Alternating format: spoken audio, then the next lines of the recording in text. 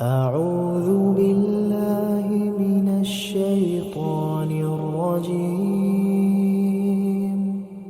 بسم الله الرحمن الرحيم.